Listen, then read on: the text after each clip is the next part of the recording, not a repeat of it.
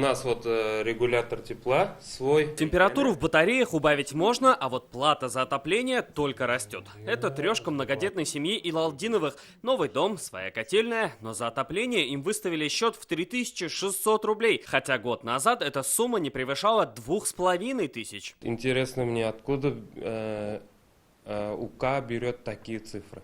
5400 – это только за отопление, представляете? Мягко сказать, удивлена и Рима Фаттахова. По словам женщины, за 10 лет в этой квартире это платежный рекорд. Никогда не приходили квитанции с такими цифрами. Были очень суровые зимы.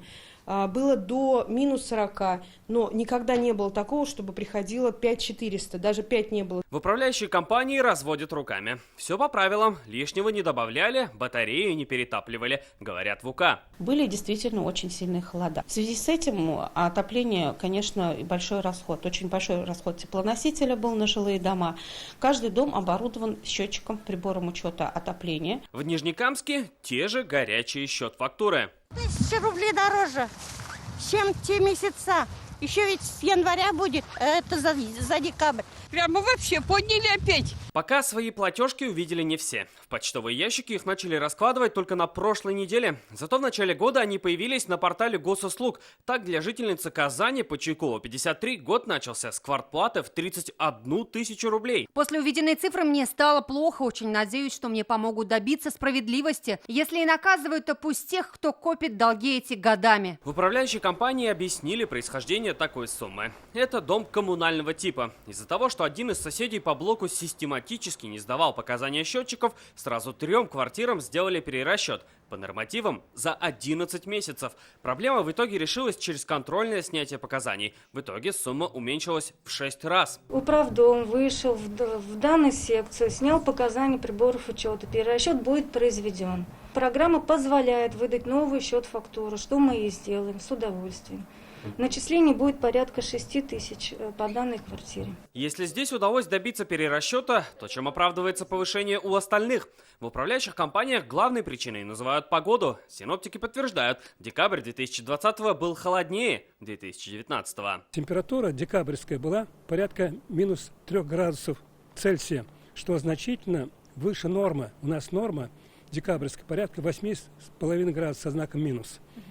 А вот декабрь 2020 года, наоборот, он оказался ниже нормы градусов на 2. Получается, что в прошлом году счет-фактуры не должны были так кусаться и жалоб не было. Но нет, несмотря на теплый декабрь 2019-го, в Госжилинспекцию поступило 57 жалоб на завышенные квартплаты. Проблема дорогого платежа – это в основном тех домах, где нет узла погодного регулирования. И мы не исключаем, что возможны и ошибки в платежах, которые производятся собственником. Каждый житель должен обратиться в свою управляющую компанию или в единый расчетный центр за разъяснением. Автоматические узлы погодного регулирования стоят в половине домов Казани. В других городах и того меньше. Только ведь и по ним возникают вопросы. Есть случаи, когда жители обращаются в ту или иную сторону. Кому-то холодно, кому-то жарко. У кого-то форточное регулирование в квартире, кто-то обогревается, например, за счет стен своих соседей.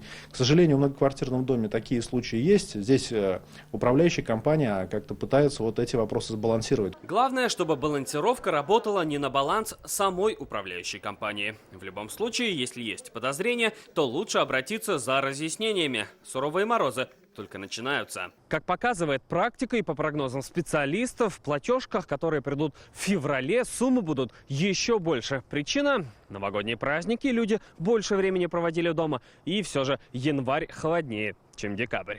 Салават Мухаммадуллин, Филюза Хамидуллина, Марат Зайдуллин, Ирик Хабибуллин, ТНВ, Казань, Нижнекамск, Альметьевск. Закажи рекламу на ТНВ. Телефон в Казани 5 705 100.